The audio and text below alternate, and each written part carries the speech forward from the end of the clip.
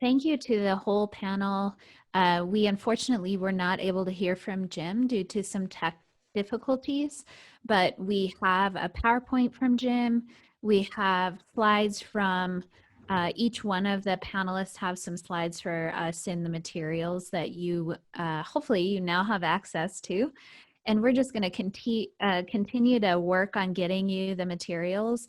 And we might have to strong arm this panel into doing some follow-up with questions and maybe even a follow-up video. I really wish I could sit and hear from all of you for the next hour or two. And yet we need to move forward. And so now we are going to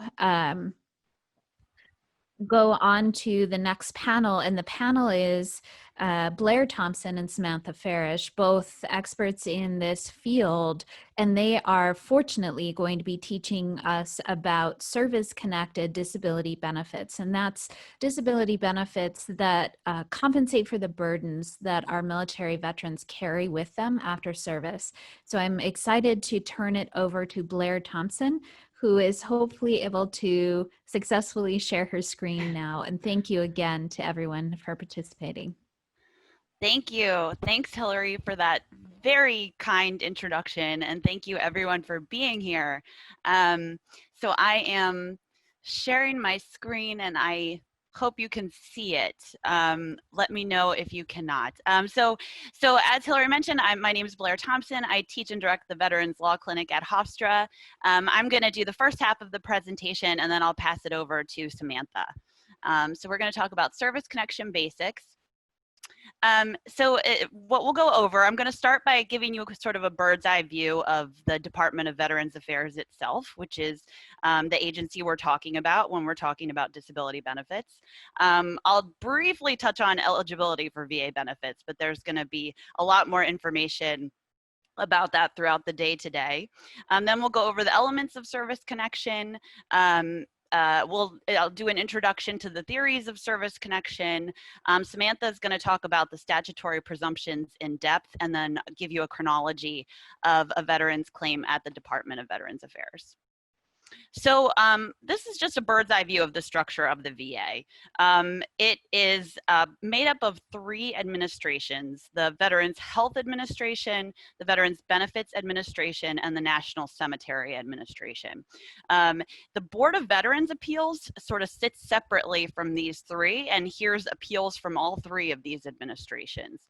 However, the vast majority of them are from the Veterans Benefits Administration. And when we're talking about service connection and disability benefits, we're talking about the Veterans Benefits Administration.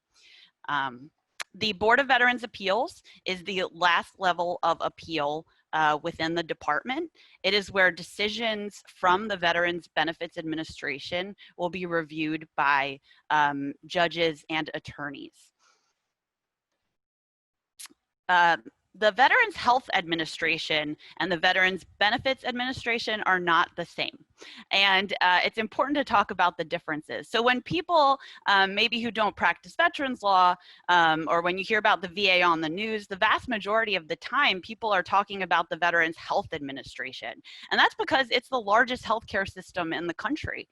It serves approximately 9 million veterans each year. It's composed of, the large flagship medical centers, outpatient clinics, and also vet centers providing mental health counseling, and even more than that. And the Veterans Benefits Administration, on the other hand, is almost a separate entity. Even though they're both part of the VA, it functions pretty separately from the VHA. And it's made up of regional offices where veterans benefits claims are initially adjudicated. And it's important to know this difference because when you're working in a clinic, some of your clients might, by virtue of their income level, they might qualify for free health care at the Veterans Health Administration for all of their disabilities, regardless of whether they're service connected or not. And they might, be going to see a doctor there and get treatment for it. But then when they apply for disability compensation for that disability, they might be denied.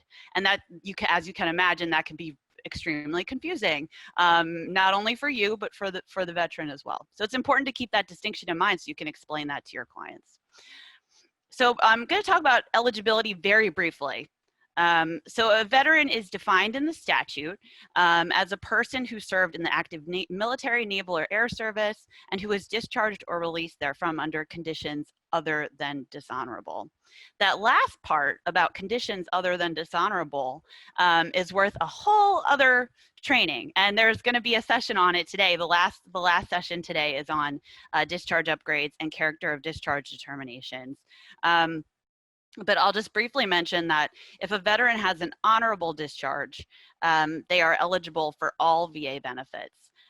If a veteran has a general discharge, they're eligible for all benefits except for education benefits. And then if the veteran has an OTH other than honorable, bad conduct, or dishonorable, there's going to be some more some other things you're going to need to do before you can get to service connection. We'll talk about that a lot more later today. So VA disability compensation. What is it? It is a monthly tax-free payment made from the government to the veteran to compensate them for their service-connected disabilities. Once a veteran establishes service connection, VA will assign them a disability rating, which is going to be a percentage from 0 to 100, and what the amount of money they receive depends on that rating. And so, as I said, in order to get disability compensation, the veteran has to establish service connection. So service connection has 3 elements. I think that's the best way to think about it. The veteran has to show that they have, number 1, a current disability, number 2, an in-service event, injury, or disease, and number 3, they have to show that there was a nexus between the current disability and that in-service event, injury, or disease. For the first element of a current disability, the veteran has to have something that they're dealing with currently. So it can't be something in the past that has resolved and they're seeking service connection for something that they had 10 years ago. It has to be something that they're currently dealing with. Talk to your professors about this, but in my experience, it seems like the veteran sort of has this 5-year limitation where if the diagnosis is older than 5 years, there's a risk that they'll deny the claim for the veteran not having a current disability. In order to show that they have a current diagnosis, it needs to be from a medical professional or someone with training and knowledge that gives them the authority to give a medical diagnosis. So that means that lay evidence, which is statements from the veteran or from the veteran's friends or family, those are generally not going to be sufficient to prove a medical diagnosis. There are some exceptions to that, but generally there's going to need to be medical evidence of a diagnosis. For the second element of in-service event, injury, or disease, as Brent mentioned earlier, it does not have to be directly related to the veteran's military duties. This is probably most surprising to students when they come into the clinic. It does not have to be directly related to the veteran's military duties, as long as it happened between entry and discharge. So, for example, if the veteran, you could have a veteran who was playing a basketball game and injured their ankle or something while they were playing basketball and they were on active duty. There's a claim. There could be a claim there. So that's important to keep in mind when you're talking to your veteran about what happened during service. Generally, the veteran is going to establish this element through their military records. You're going to learn a lot about different kinds of records. Important things to look at are the official military personnel records, and then the service treatment records, which is medical records from when the service member was in the military. The one thing I did want to note is that the in-service event, injury, or disease might not always be explicitly mentioned in the military records or the service treatment records. So it's important. This is why it's so important to look at the records really carefully, and it's where a little bit of the detective work comes in, and it's actually, I think, part of what makes this area so interesting. So for example, if your veteran developed a disease during service, it might not have actually been diagnosed until later. For example, multiple sclerosis is a good example of this. The veteran, there might be evidence of numbness or tingling or blurred vision during service, but that MS diagnosis might not have been until a lot later. There's still evidence, though, of an in-service disease. Or personal assault, another example, is, that might not be explicitly mentioned in the records that the veteran was assaulted. However, there might be circumstantial evidence if they sought a transfer of where they were assigned, or other changes in behavior. So you want to look for circumstantial evidence like that in the service records. And then the third element of service connection is the nexus. And the nexus is an important element because it's probably the reason that most claims get denied. It's probably the biggest denial basis. The veteran is almost always required to show that there is a connection between their current disability and the in-service event, injury, or disease. The nexus needs to be established by competent medical evidence. And competent medical evidence is defined as evidence that's provided by a person qualified through education, training, or experience to offer a medical diagnosis or an opinion. So what that means is the veteran is generally going to need a letter from a physician or someone else qualified. It doesn't have to be an MD, but someone else who's qualified through their training and education to provide this opinion. And there are a number of reasons why VA will not give weight to an opinion that the veteran provides. And one of those reasons is if the Nexus letter doesn't talk about the standard of proof. Now, I'm sure your professors are going to talk to you about all of the other things that would go into a strong Nexus letter, but I wanted to highlight this one because I think it's a common error or common issue. So the Nexus letter has to include the right standard of proof, which in veterans law is the benefit of the doubt. So when reasonable doubt arises, the doubt has to be resolved in favor of the veteran. If the evidence is in equipoise, meaning if there's an equal amount of evidence against the claim and evidence for the claim, that the standard of proof tells us the veteran has satisfied their burden and they should win that claim. This is commonly expressed as likely as not. Now, as you can imagine, most doctors probably aren't going to know that. So this is a huge area where you are going to play a really important role in advocating for the veteran by communicating with their medical providers about how to phrase this, if they believe it. If this is their medical opinion, how do you phrase the letter? So you'll see things like as likely as not, less likely as not, and then hopefully more likely than not. That's the best, right? So that's the standard of proof for Nexus. Now, I'm going to start talking about theories of service connection. These are the different legal theories of service connection. So there are many ways to show that a disability is connected to service. The first way is direct service connection. There's also aggravation of a pre-existing condition, presumptive service connection, which Samantha is going to talk about more, secondary service connection, and then service connection by showing that the veteran was injured by VA healthcare. Those you'll sometimes hear referred to as 1151 claims. And that's where the veteran's injured by VA healthcare, they can actually get compensated as if it were service connected. So the first theory, direct service connection. This is exactly what it sounds like. So there's a direct causative link between the event, injury, or disease during service and the current disability. A good example, common example of this is a veteran who was a paratrooper. So that is, jumping out of planes, basically. And this veteran seeks has a knee disability and is seeking service connection for that knee disability as a result of constantly wearing down their knees from jumping out, or they might have had an injury, something like that. The next theory is aggravation. So aggravation is established where a particular disability was worsened by military service. And it can't be, just a natural progression of the disease. It has to be a worsening as a result of military service. And there's something called the presumption of soundness that you will probably learn about, and basically that means that if the disability was not noted on the veteran's entrance exam when they come into service, there's an entrance physical examination.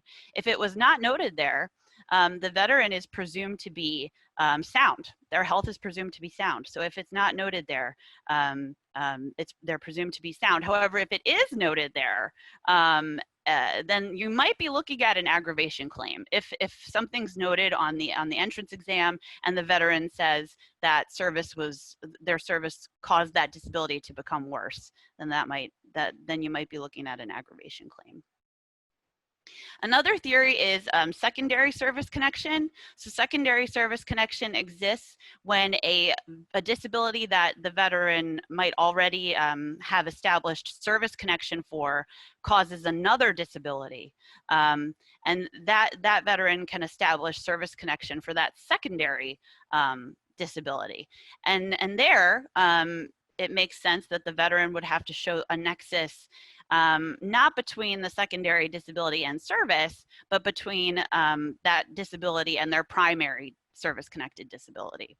So it's sort of like you're establishing a chain. An example of that is a Vietnam veteran has service connection, established service connection for type 2 diabetes. And then that type 2 diabetes leads to peripheral neuropathy, which is sort of nerve damage commonly in the arms and legs. So they can establish secondary service connection for peripheral neuropathy. And then we have the theories of service connection, presumptive service connection. I'm going to stop sharing my screen for Samantha to talk about this.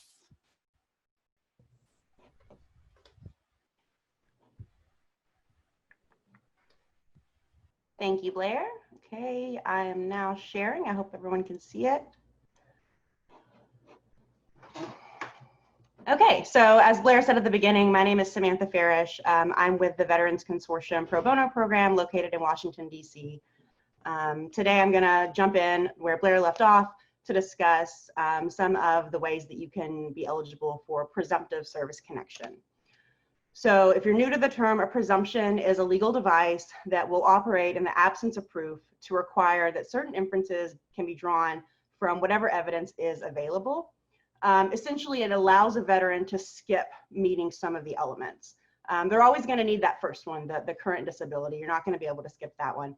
But some of the presumptions that we'll look at today will allow a veteran to seek service connection without actually having to show some of the other elements such as nexus or the in-service event or injury. Most of the presumptions that I'm going to show you today actually do require continuous service on active duty for a period of 90 days. And there may also be specific conditions outlined within each of the statutes. So here is just a list of the different ones that we're going to get into today. There are more presumptions that exist. You already heard about one from Blair, the presumption of soundness, that a veteran is presumed sound upon entry into service unless a condition has been noted. So the first one that we'll talk about right now is the presumption for chronic diseases. This presumption will apply if a veteran is diagnosed with a chronic condition during service or within the year after service. Unlike some of the other presumptions you'll see today, for a chronic disease, there doesn't have to be any sort of evidence of exposure to any kind of specific environmental element or condition.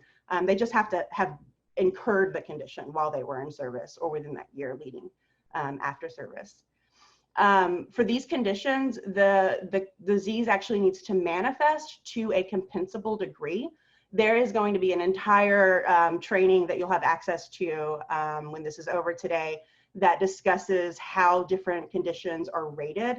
Essentially, it's given a percentage going from 0, which is non-compensable. So if you're rated at 0%, essentially the VA says, yes, we agree you have that condition, it is connected to service, but it's not hurting you to the point that we feel the need to compensate you for it. So they go from 0 to 100, and for a chronic disease, it needs to manifest to a compensable degree, so at least 10% disabling. I have over here on the left just some of the common examples of chronic diseases, but there is a full list found at the citation there.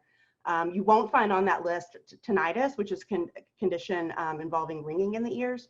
That has been presumed to be a chronic disease as well, though, from the Veterans Court in the case of Fountain v. McDonald. While we're talking about chronic diseases, I want to introduce you to a corollary to chronic diseases, and that's something called continuity of symptomatology. This happens when the condition is not actually diagnosed during service or within that year after service, but instead the veteran does display symptoms of the condition, both during service and then continuously after service. Eventually, they're going to need to have an actual diagnosis. So an example of this, if you have a veteran who suffers from right knee pain during service, but it's just pain, it's never been diagnosed as a specific condition like arthritis. However, she continues to have that pain throughout the time after service, and eventually her doctor diagnoses her with osteoarthritis. You can then look to those service treatment records and see that this pain has been happening ever since her time in service, and you can be granted service connection based on that fact. Another group of diseases that you can get service connected through a presumption are due to tropical service. So like malaria, yellow fever, cholera. Again, there's a full list found at that regulation cited there. For this kind of service connection, you just need to have served in a tropical location. And for this, you actually needed to have had 6 months of active continuous service. Again, the condition needs to manifest to a compensable degree and within 1 year of your date of separation, unless you have a accepted medical treatise that shows that the condition actually wouldn't pop up until years later. If that's ordinary, then that can still be considered service connected. And then in addition to having these specific conditions, if you have a resultant condition that occurs because of therapy that was administered as a result of the disease or as something to prevent the disease, that condition itself can also be service connected. Another presumption applies to prisoners of war. So a prisoner of war is defined as a veteran who during active military service was forcibly detained or interned in the line of duty by an enemy government or its agents or a hostile force. The VA actually estimates that there are over 500,000 service members who have been captured and held as POWs since the time of the American Revolution. This number does not include the 93,000 Americans that are listed as lost and never recovered. If a former prisoner of war is suffering from one of the conditions listed here, and that condition has manifested once again to a compensable degree, but this time at any time after service, it'll be presumed service connected. They don't have to have that nexus explaining that the two things are related, because the VA recognizes, look, you're a POW, you have one of these conditions, it's service connected. Another example of a presumption applies to radiation exposed veterans. To be considered a radiation exposed veteran, you just have to show that you participated in a radiation risk activity while on active duty. And the VA provides examples of radiation risk activities. Some are listed here. You may have participated in the on-site atmospheric nuclear weapons testing. If you were a veteran who served in the post-war occupation of Hiroshima or Nagasaki, if you were held as a prisoner of war in Japan during World War II, or if you served on the grounds of a gaseous diffusion plant that was located in either Paducah, Kentucky, Portsmouth, Ohio, or Oak Ridge, Tennessee. And then if you have one of these conditions, again, you get to skip the medical explanation and receive the presumed service connection. Now, a big presumption that you'll definitely come into contact with is exposure to herbicides, and that's because of Agent Orange. This was used by the United States military in the Vietnam War in order to remove some of the foliage that would have otherwise provided our enemies with cover. It was also used to kill crops. If a veteran served in Vietnam during the war, then that veteran is presumed to have been exposed to Agent Orange. This is commonly called boots on the ground. However, that's not the only type of veteran that can get this presumption. Veterans who served on ships in inland waters, such as the rivers leading into the landmass of Vietnam, also receive that presumption. So a new change in the law has come about recently. For years and years and years, veterans spent their whole lives trying to prove that their particular ship came close enough to shore in what is called the brown water to receive this same presumption. If your ship didn't come that close to shore, then you're considered a blue water Navy. And as a result of a federal circuit court case and then the passage of the Blue Water Navy Vietnam Veterans Act of 2019, veterans who are lucky enough to still be alive to see this law change can now receive the benefit of the presumption, which was just a huge deal in the veterans law community. But you should also be aware that this Agent Orange exposure and herbicide exposure is not just going to be in Vietnam.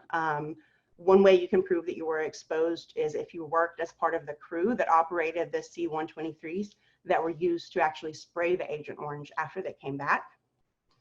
You can also prove that you were exposed if you served in or near the Korean Demilitarized Zone, the DMZ, between the dates listed here.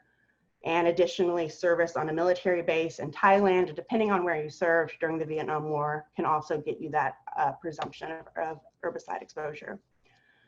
So one thing to also be aware here is that there is no requirement that the veteran had any kind of lengthy service to receive the presumption. So I have an example here of a Navy officer who participated as a navigator on a flight to Vietnam, placed him in Vietnam for just a few days. If he can prove he was there, he gets the presumption. It doesn't have to be extended service. It doesn't have to be what you might think of as Vietnam War service. If he was there, he was exposed. Okay, and then the last presumption we'll hit on today is undiagnosed illnesses and infectious diseases. These apply to Persian Gulf veterans, which is just service anywhere in the Southeast Asia theater of operations. These types of veterans have been commonly exposed to a wide variety of very toxic elements, oil well fires, nerve gas agents, pesticides, just to name a few.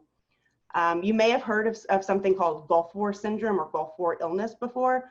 Note that these aren't actual diagnoses. This is just the term to kind of explain these medically unclear symptoms that they have. They're called undiagnosed illnesses or medically unexplained chronic multi-symptom illnesses, which is really fun to say. So we came up with an acronym, which is MUCME. So if you hear of a MUCME, that's what this is referring to. It's a Gulf War connected set of symptoms that actually may carry with it a diagnosis. So they're different from the undiagnosed illnesses. An example of this is fibromyalgia. It's a condition that is defined by a cluster of signs or symptoms with kind of an unknown cause. And then just to note, for all of these presumptions, any presumption you see, they can always be rebutted by the VA. It does require affirmative evidence to the contrary, or evidence that establishes a post-service intercurrent injury or disease that is a recognized cause of the disease. Okay, and then the final topic we're going to touch on today is the chronology of a claim at the Department of Veterans Affairs. When you first seek benefits, you file an application. The vast majority of those applications do concern service-connected disability compensation, but there are other types of benefits. I've just included a brief list here. One thing to note, the survivor's benefits is a big one that we see a lot. These are benefits that flow through the veteran to their dependents. There's going to be a presentation that you'll have access to that covers this topic in depth. So you'll have that with you. The last three that are listed here, increased benefits, earlier effective date, and reopening of a previously closed claim, those aren't actually different benefits, they're just different types of claims. So they typically will concern a service-connected disability benefit where perhaps, for instance, the veteran is claiming that the condition has worsened, so he needs an increased rating. The veteran may say that the VA granted the effective date incorrectly, which means that the benefits kicked in well after the veteran originally applied for them. So they're seeking an earlier effective date to go back to when they originally applied. And then finally, if the veteran loses, if the benefit is denied and years pass, the veteran doesn't choose to appeal, they can come back with new and material evidence to reopen a previously closed claim. One thing you'll hear a lot about the Veterans Benefit System is that it is paternalistic, and it's also uniquely pro-claimant. Once the application, or once the claim is initiated, the VA actually often has a duty to assist the veteran with developing some of the evidence needed to establish the claim. And that's an example of the VA being paternalistic. An example of the pro-claimant aspect, which is something that Blair already discussed a little bit, is that when there's an approximate balance of positive and negative evidence, that the doubt is resolved in favor of the claimant. It's something that you're not going to see in a regular court of law, obviously. So it's unique to veterans benefits.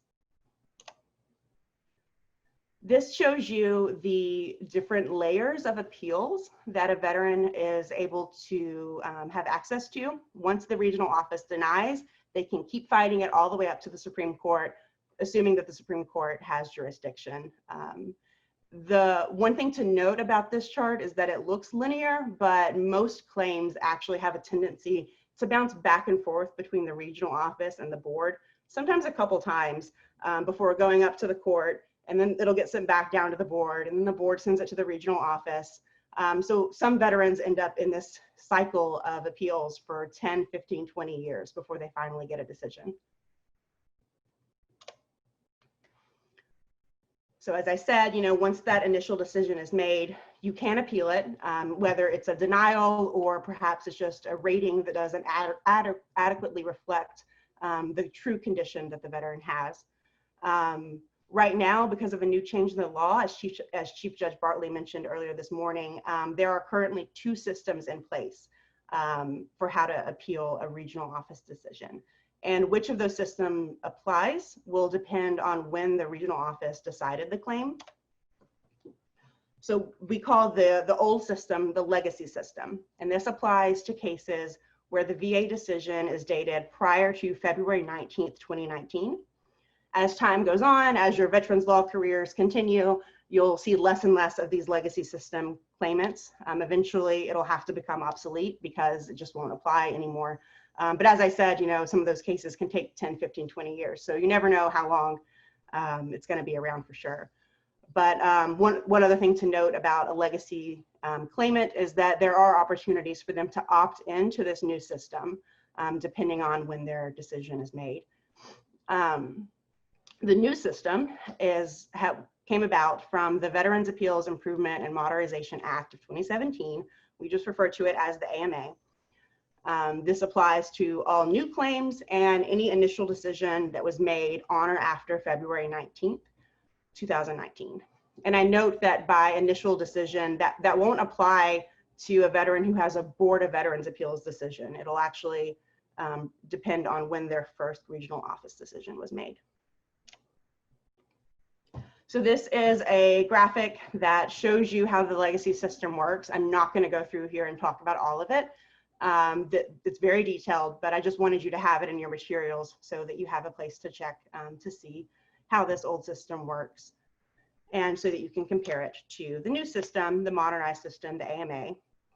The biggest difference between the old system and the new is that instead of going straight to the board, the veteran now has some other options. They can seek what's known as a higher level review, which is a slightly more advanced adjudicator looking at their claim. They can also choose to file a supplemental claim, which is just where they offer new information, new evidence that wasn't previously in the record to help establish the benefit. So they can take advantage of these options before they end up at that Board of Veterans Appeals level. But again, I just wanted to have both these graphics in here for you to look through in more detail later. So I'm not going to highlight everything on them for now. And that brings us to the end of our presentation. So now we can see if we have any questions. So there have been some questions in the chat. Blair, there's a question about, are there any instances when a veteran gets injured, but it's not considered service connected? Yeah, thank you.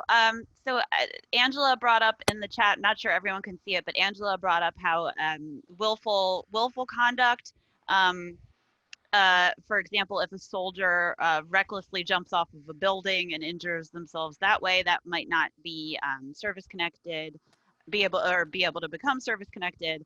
Um, um, eh, Another example that I think of with that question is if a veteran develops a mental health condition during service, sometimes the VA will classify that as a personality disorder, which they don't provide service connection for, because under their rules, a personality disorder is a congenital condition that the veteran is born with. So that's not something that a veteran could get service connection for. That's what I think of. I'm not sure if Samantha has any other ideas. Yeah, I would just add to that, just because they were injured doesn't mean that they have a current disability. So you might see that a lot, like they actually did have an injury while they were in service, but it didn't lead to anything that VA could service connect later down the road. So I know you talked a lot about the current diagnosis, but under Saunders, we have to deal with things that are not technically diagnosed. Any advice on how to deal with those cases? Can you say a little bit more about that, Elena? Yeah. Like what? Yeah. So in Saunders, you know, he had I think it was a man. Now I'm just making a biased thought. There was a knee injury, and they had pain in the knee, but they actually didn't have a diagnosis. Is there any way that we can show that without having a doctor's opinion, right, that says that they have a diagnosis to get it service connected? Well, in that situation, I would ask the veteran to write a statement and a lay statement to submit about the current diagnosis, and try to get the VA to provide a medical examination that way. There's, you know, if the veteran satisfies certain factors referred to as the McClendon factors under McClendon versus Nicholson, the VA has to provide the veteran with a medical examination. So if we could get a medical examination, perhaps we could get a diagnosis that way from a VA medical examiner. I don't know if Samantha, if you have any other ideas, or Elena, if you're thinking. Yeah, I think Elena may have also been referring to pain itself being considered something that's service connectable. So there's a court case that says that even if you don't have a diagnosis that specifically explains your condition, just experiencing pain is something that is eligible to be service connected. Mm-hmm. I have another question about records that are not legible. How do you deal with that when you think there might be something in the record, but you just can't read it? Yeah, that's a common problem. So Matthew Wilcott brought up in the chat that there are scanning vendors who might be able to help you lighten or make it legible in some way. I've had to do that, just getting creative in Adobe Acrobat. Just yesterday, actually, I realized I could highlight some text with the blue highlighter in Adobe, and it suddenly made it legible. So you just kind of have to experiment to make it legible sometimes. Samantha, I think I cut you off. I'm sorry. Yeah, no, yours was even better. I was going to say start with just zooming in really close on your computer. It is nice that we have like Adobe and we don't have to use a magnifying glass. I also frequently will ask a colleague to look at it, because sometimes you've just been looking at it too long and they have different experiences with handwriting, so they may be able to see something. There's also someone in my office who's just weirdly good at this stuff, so I like to go to her anytime I have a problem.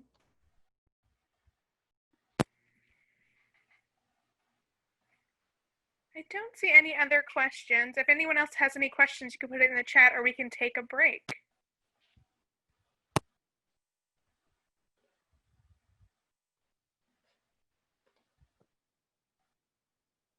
Okay, seeing none, I think we will go ahead and take our first break.